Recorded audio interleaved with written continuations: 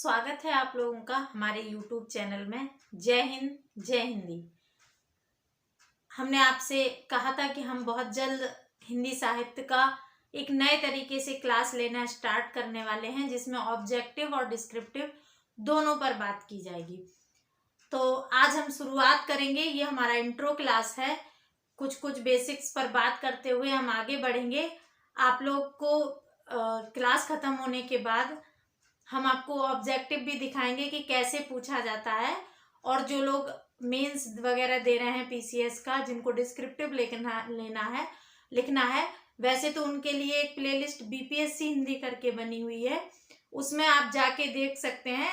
अगर UP PCS दे रहे हैं तब भी देख सकते हैं, क्योंकि वो डिस्क्रिप्टिव पढ़ाया गया। यहाँ भी हम आपको दोनों पढ़ाएंगे, तो आप बेसिक समझ जो हिंदी की है वो बना सकते हैं। और TGT, PGT, UGC net, lectureship, LT grade, जो भी एग्जाम होते हैं जिनमें ऑब्जेक्टिव प्रश्न पूछे जाते हैं हिंदी साहित्य के, हम पूरी उम्मीद करेंगे कि हमारे इन वीडियोस के बाद कोई भी प्रश्न बाहर से ना आए। फिर भी 100% की गारंटी नहीं होती, हम 99% की बात करते हैं कि हम कवर कराएंगे सिलेबस।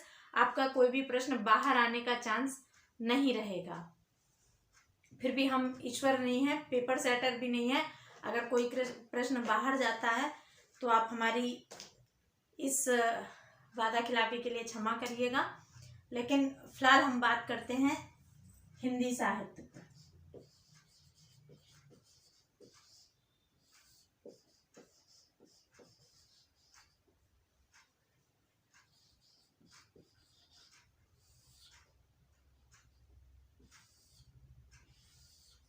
हिंदी साहित्य में दो शब्द हैं, एक हिंदी, दूसरा साहित्य। हिंदी एक भाषा है और साहित्य किसी भी भाषा में हो सकता है, उसे हम साहित्य ही कहेंगे। अगर वो हिंदी में ना भी हो तब भी साहित्य होगा, क्योंकि हिंदी साहित्य का मतलब है हिंदी भाषा में लिखा हुआ साहित्य। तो हिंदी की उत्पत्ति जानने से पहले हम थोड़ा सा साहित्य को समझ लेते हैं। साहित्य का मतलब होता है, जैसे इस शब्द में मेंशन है, साहित्य का मतलब होता है सा प्लस हित बराबर समाज का हित प्लस मनोरंजन। मनोरंजन कैसा? स्वस्थ मनोरंजन।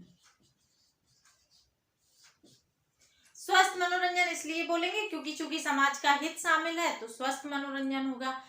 ऐसी कोई रचना, ऐसा कुछ मटेरियल जिसे पढ़कर देखकर हमें आनंद की भी अनुभूति हो और वो हमारे लिए हितकारी भी हो, साहित्य के अंतर्गत आता है। ऐसा कोई भी रचना जिसमें मनोरंजन नहीं होगा, आनंद नहीं होगा, रस नहीं होगा, वो आपकी हितकारी होते हुए भी साहित्य की श्रेणी में नहीं आती है।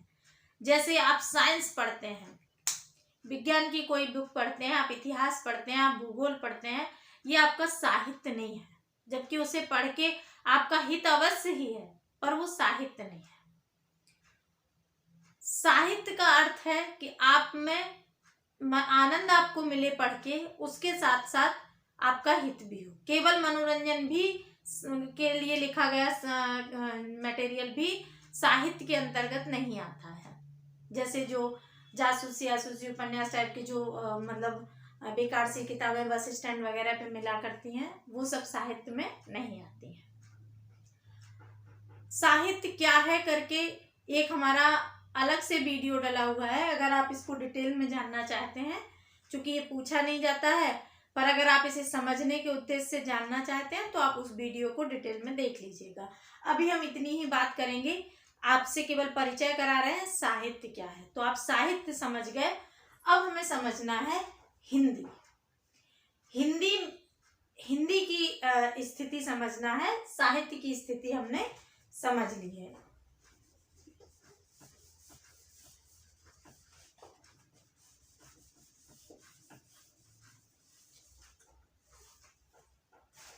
हमें तो मिटाना ही पड़ेगा, डिजिटल बोर्ड की तरह हम पेज तो पलट नहीं सकते हैं, और इतना आपको हमारे साथ कंप्रोमाइज करना ही होगा, एडजस्ट करना ही होगा कि आप हमारे संसाधन पर ध्यान न देते हुए हमारी जो पढ़ाने का तरीका है उस पर ध्यान दें, और जो आपको समझ में आए, आपके एग्जाम के लिए फायदेमंद हो, उस पर ध्यान दें। हिंदी साहित्य में हम दो चीजें देखेंगे। एक तो देखेंगे भाषा और दूसरा देखेंगे साहित्य। मतलब हिंदी भाषा के बारे में हम जानेंगे और साहित्य के बारे में जानेंगे।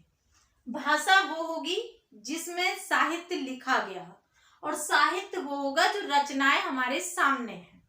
ठीक है, ये लिखने का माध्यम है, लिखने पढ़ने का माध्यम। लिखने का इसलिए बोल दिया कि लिपि इसमें शामिल है, लिपि को हम भाषा का ही अंग मान के चल रहे हैं। तो लिखने पढ़ने का माध्यम क्या है? भाषा है। और साहित्य में जो रचनाएं हम पढ़ते हैं वो साहित्य के अंतर्गत आएंगी गद्य पद, गद्य प्लस पद। हमने गद्य को, पद को, सबको साहित्य क्या है वीडियो में कुछ कुछ चीजें इनकी बेसिक बताई हैं, वो आप देख लीजिएगा। अभी हम सीधे टॉपिक पर आते हैं। हिंदी साहित्य को हम दो भागों में पढ़ते हैं, भाषा और साहित्य। भाषा में क्या है? भाषा में हम लिपि कंक्लूड मानते हैं, क्योंकि भाषा विज्ञान के अंतर्गत ही लिपि आती है। तो ये लिखने पढ़ने का माध्यम है, और साहित्य क्या है? रचनाएं हैं जिन्हें हम पढ़ते हैं। लिखने पढ़ने का माध्यम है, वैसे तो भाषा बोलने सुनने का भी माध्यम है, पर हम चूंकि अभी इसमें बोलना सुनना भी लिख सकते हैं, पर आप अंडरस्टूड मानकर चलिए। ठीक है, इतना आप जानते हैं कि भाषा का क्या प्रयोग है। अब हम देखते हैं कि हिंदी की उत्पत्ति कैसे हुई।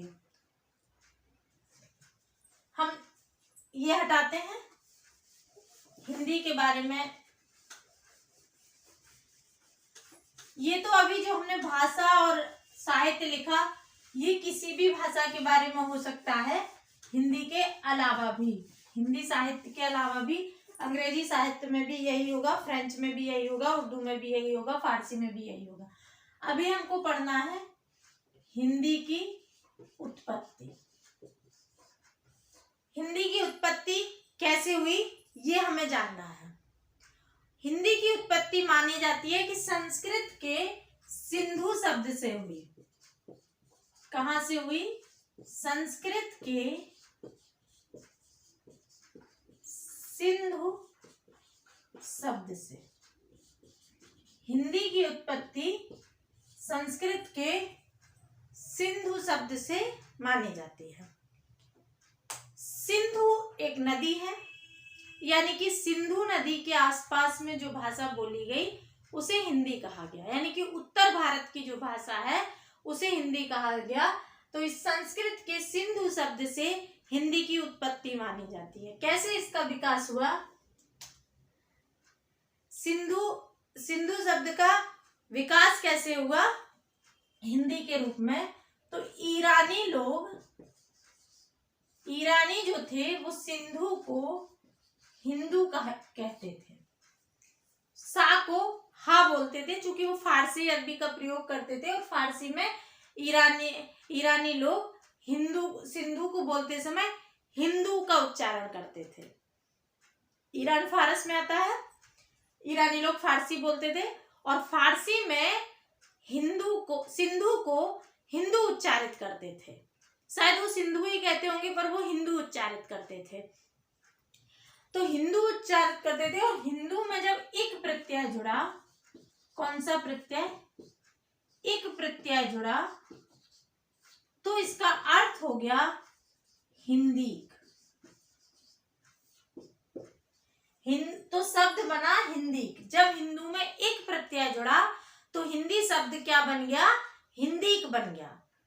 ईरानी में सिंधु को हिंदू कहा गया, और हिंदू में जब एक प्रत्यय जुड़ा ईरानी भाषा का, तो वो क्या बन गया? हिंदी बन गया। और हिंदी का अर्थ होता है हिंदी का, मतलब हिंदी से रिलेटेड। इसका अर्थ हुआ हिंदी का। संस्कृत का शब्द है सिंधु। ईरानी लोगों ने सिंधु को हिंदू बोला।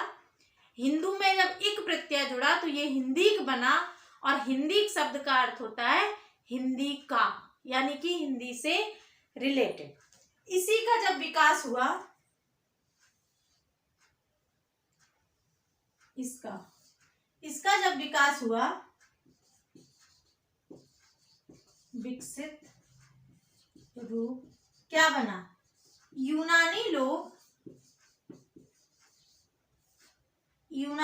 उसे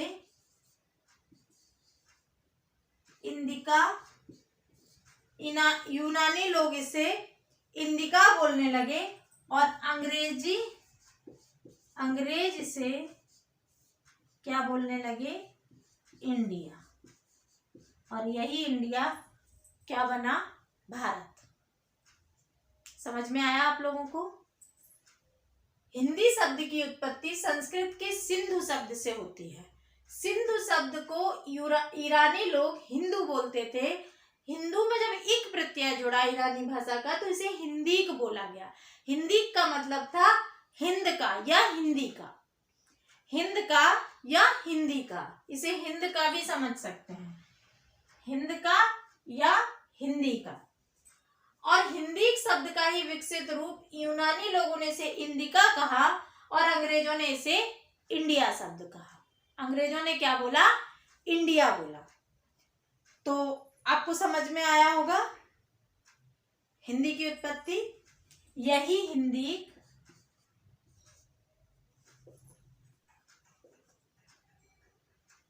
परिवर्तित होकर परिवर्तित रूप, हिंदी का परिवर्तित रूप क्या बना? हिंदी।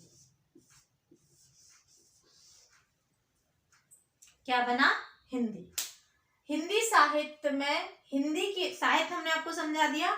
हिंदी की उत्पत्ति संस्कृत के सिंधु शब्द से होती है, और सिंधु शब्द ईरानी लोग हिंदू के रूप में प्रयोग करते हैं। यानी कि सिंधु शब्द को जब ईरानी लोग उच्चारित करते हैं तो हिंदू बोलते हैं। और हिंदू में जब इक प्रत्यय जुड़ा तो ये हिंदीक बना। हिंदीक का अर्थ होता है हिंद का, यानी कि हिंदुस्तान का, हिंद का। इसका विकसित रूप यूनानी से इंडिका बोलते थे, और अंग्रेजों ने इसी शब्द को इंडिका बोला, हिंदीक को। और इसी का परिवर्तित रूप बाद में हिंदीक से हट के हिंदी बना। हिंदी की उत्पत्ति आपको समझ में आ गई होगी। एक बार रिकॉल कर दें। हिंदी शब्द की उत्पत्ति संस्कृत के सिंधु शब्द से होती है। सिंधु हमारे यहाँ की नदी है, यानी कि सिंधु के आसपास बोली जाने वाली भाषा हिंदी कहलाई। सिंधु शब्द से होती है। ईरानी लोग सिंधु का उच्चारण हिंदू के रूप में करते हैं, और जब ईरानी भाषा का एक प्रत्यय हिंदू में जुड़ता है तो वो हिंदीक बनता है, और हिंदीक का अर्थ होता है हिंद का। यही हिंदीक को यूनानी लोग इंडिका बोलते थे, और अंग्रेजों ने इसे इंडिया बोला, और यही हिंदीक परिवर्तित होकर इसका परिवर्तित रूप, संशोधित रूप हिंदी के रूप में हमारे सामने आया। हमें आशा है आपको हिंदी की उत्पत्ति समझ में आ गई होगी। इसका सर्वप्रथम प्रयोग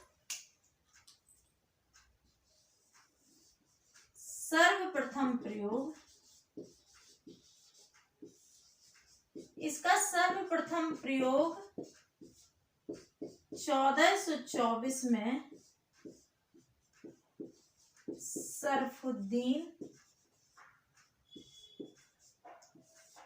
सरफुद्दीन एक लेखक का नाम है, सरफुद्दीन याजदी ने उनका जो ग्रंथ है उसका नाम है, सरफुद्दीन याजदी का एक ग्रंथ है जफरनामा। उसमें इसका सर्वप्रथम प्रयोग किया। सर्वप्रथम प्रयोग हिंदी का कहाँ मिलता है? हिंदी शब्द का या हिंदी शब्द का सर्वप्रथम प्रयोग आपको कहाँ मिलेगा?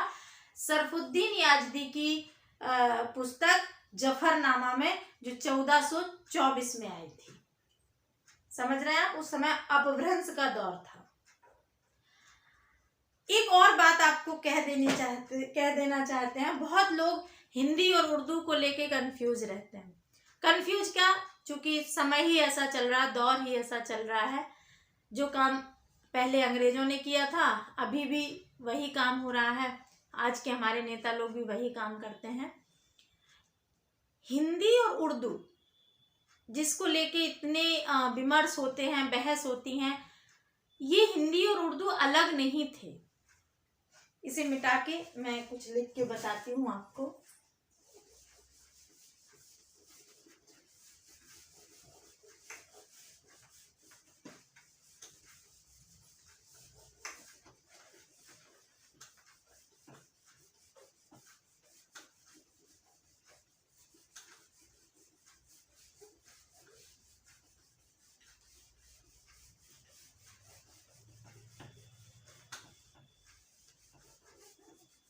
मैं आज डस्टर खोज लूंगी, डस्टर से सही से मिटता है। मेरे बेटे ने डस्टर कहीं रख दिया है, मिल नहीं रहा। हम क्या बता रहे थे, हिंदी और उर्दू। हिंदी व उर्दू ये दोनों भाषाएं एक ही भाषा की दो शैली है। हिंदी और उर्दू एक ही भाषा की दो शैली थी। गालिब ने कई जो कवि हुए, जो लेखक हुए, रचनाकार हुए, उन्होंने हिंदी और उर्दू को अलग अलग नहीं माना है। ये दोनों एक ही भाषा की दो शैलियों के रूप में हमारे यहाँ उपस्थित थी। लेकिन अंग्रेजों का आगमन, अंग्रेजों ने क्या किया, हिंदी को, अंग्रेजों ने क्या किया, हिंदी बोला हिंदुओं की भाषा है। फूट डालो राजनीति करने में ये फायदा देती है ना, हिंदी हिंदुओं की भाषा है और उर्दू मुसलमानों की, उर्दू मुसलमानों की भाषा, जबकि ऐसा कुछ था ही नहीं। हिंदी और उर्दू को पहले के राइटर एक ही भाषा की दो शैलियां मानते थे। अंग्रेजों ने इसे दो भाषाओं के रूप में व्यवस्थित कर दिया और कहा कि हिंदी हिंदुओं की भाषा है और उर्दू मुसलमानों की भाषा है। फूट डालो राजनीति करने में कुछ तो ऐसा चाहिए ना जिससे लोगों में दूरियां बढ़े, कभी धर्म को लेकर, कभी भाषा को लेकर, कभी पहनावे को लेकर। आप कभी सोच के देखिएगा कि आजादी से पहले, यानी कि अंग्रेजों के आने से पहले, हमारे यहाँ हिंदू राष्ट्र भी थे, मुस्लिम शासक भी थे, मुगल भी आए, हमारे देश के भी नवाब थे जो अवध वगैरह में थे। कहीं किसी को कोई समस्या नहीं थी, ना मुस्लिमों से ना हिंदुओं से। राजाओं की आपसी लड़ाई और बात है, बाकी आम जनता को कहीं कोई प्रॉब्लम नहीं थी किसी से भी। और ना हिंदुओं को मुस्लिम से कोई समस्या थी, ना मुस्लिमों को हिंदुओं से कोई समस्या थी। अंग्रेज आए उस समय भी, जब तक बंगाल विभाजन नहीं हुआ था उससे पहले भी समस्याएं नहीं थी। उससे पहले भी हिंदू अपने आप को मुस्लिमों से अलग नहीं मानते थे और ना ही मुस्लिम हिंदुओं से अपने आप को अलग मानते थे। लेकिन बंगाल विभाजन के बाद कर्जन की भेदकारी नीति, ढाका में मुस्लिम लीग की स्थापना, इतना भड़काना कि वो लोग अपने आप को अलग मानने लगे और मुस्लिम अलग मानने लगे अपने आप को और हिंदू अलग मानने लगे। जबकि उस समय भी अबुल कलाम आजाद जी जुड़े हुए थे कांग्रेस के साथ, और हिंदू भी जुड़े होंगे मुस्लिम लीग के साथ में भी। लेकिन फिर भी ये काम अंग्रेजों ने ऐसा किया कि इसका बीज इतना खराब बोया कि आज तक इसका दर्द हम लोगों को सहना पड़ता है। ना हिंदू बुरा है, ना मुसलमान बुरा है, बस ये नेता इतने बुरे हैं कि ये हिंदू और मुसलमानों को हिंदुओं के सामने मुसलमानों की बुराई करते हैं और मुसलमानों के सामने हिंदुओं की बुराई करते हैं और फूट डालते हैं। आप विद्यार्थी हैं, आप पढ़ रहे हैं, इस चीज से ऊपर उठ के सोचिएगा। आपका जो मित्र जो भी मुस्लिम होगा या आपका कोई मित्र हिंदू है, अगर आप मुसलमान हैं तो कभी सोच के देखिएगा, अगर लोग आपस में खड़े हैं साथ में, क्या संभव है कि आपको चोट लगेगी तो वो ये सोचकर आपको छोड़ देगा कि आप हिंदू हैं, या आप ये कह के छोड़ देंगे कि वो मुस्लिम है? या अनजान व्यक्ति भी पड़ा है तो क्या आप उसकी जाति पूछकर उसे या धर्म पूछकर उसे उठाएंगे, हॉस्पिटल पहुंचाएंगे? नहीं। उस समय आपके अंदर का इंसान जागेगा।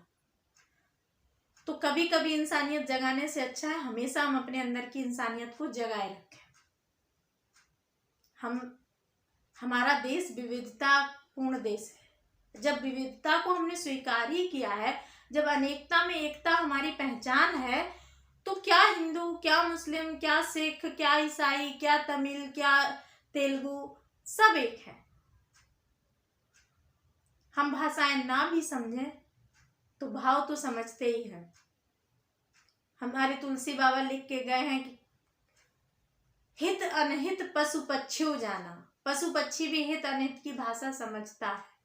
वो बोले भले नहीं, वो हमारी भाषा में बात भले ना करे, फिर भी वो जान जाता है कि कौन हमें प्यार करता है, कौन नहीं करता। तो और राम राज्य की बातें करना और राम राज्य होना दो बहुत अलग बात है। राम राज्य किसी नेता की ताकत नहीं है लाने की, और ना किसी की मंशा है लाने की। ठीक है, खैर इन बातों पर हम बात नहीं करेंगे, हम आगे पढ़ाना शुरू करते हैं। हमने हिंदी की उत्पत्ति जान ली, आगे हम हिंदी भाषा का थोड़ा सा उद्भव और विकास जान लेते हैं। क्योंकि हिंदी शब्द की उत्पत्ति अभी हमने आपको बताई, हिंदी भाषा की नहीं। क्योंकि हिंदी भाषा आने में संस्कृत के बाद अपभ्रंश, संस्कृत के बाद प्राकृत आएगी, पाली आएगी, प्राकृत आएगी, अपभ्रंश आएगी, अवहट्ट आएगी, तब प्राचीन हिंदी आएगी, ब्रज अवधि चलेगी, खड़ी बोली बहुत बाद में आती है। तो हिंदी की उत्पत्ति हम जान गए हैं। अब हम जान लेते हैं हिंदी भाषा की उत्पत्ति। हिंदी भाषा की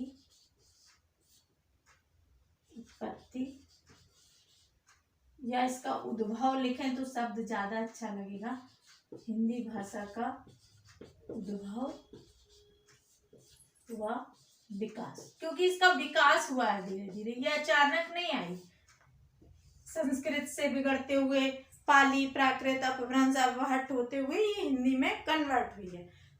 माना जाता है कि हिंदी भाषा का जो उद्भव है वो ब्रजमंडल में हुआ है, ब्रजमंडल के आसपास हुआ है, नॉर्थ इंडिया में। और यहाँ पे सूरसेन नामक शासक थे, और इसका विकास इनके क्षेत्र में होने के कारण ये सौरसेनी भाषा से इसकी उत्पत्ति मानी जाती है। सौरसेनी अपभ्रंश। हिंदी भाषा की उत्पत्ति और विकास कैसे होता है? सौरसेनी अपभ्रंश से। एक राइटर हैं डॉक्टर सत्येंद्र जी। सत्येंद्र जी ने कहा है कि हिंदी जो अपने जन्म से ही ब्रज भाषा की प्रवृत्ति लेकर आई थी। क्योंकि ब्रजमंडल में पनपी, ब्रजमंडल में इसका विकास हो रहा है, दिल्ली और आगरा के आसपास के क्षेत्र में इसका विकास हो रहा है, तो ये ब्रज भाषा के जो गुण होते हैं वो अपने आप में लेकर आई थी। उनका कहना है कि ब्रज भाषा के हाथों में हाथ दिए ये खड़ी बोली जो है, हिंदी जो है, वो ब्रज भाषा के हाथों में हाथ दिए उतरी हिंदी की जमीन पर। मतलब भाषा की जमीन पर जो हिंदी है, जो खड़ी बोली है, वो ब्रज भाषा के हाथों में हाथ दिए उतरी, यानी कि वो ब्रज भाषा के साथ साथ विकसित हुई। यानी कि दिल्ली और आगरा के क्षेत्र में इसका विकास सबसे पहले हुआ। कहाँ हुआ? दिल्ली व आगरा वाले क्षेत्र में। दिल्ली आगरा क्षेत्र में इसका विकास पहले हुआ, इसीलिए दिल्ली में अमीर खुसरो खड़ी बोली हिंदी का प्रयोग सर्वप्रथम करते हैं। कौन करते हैं? अमीर खुसरो।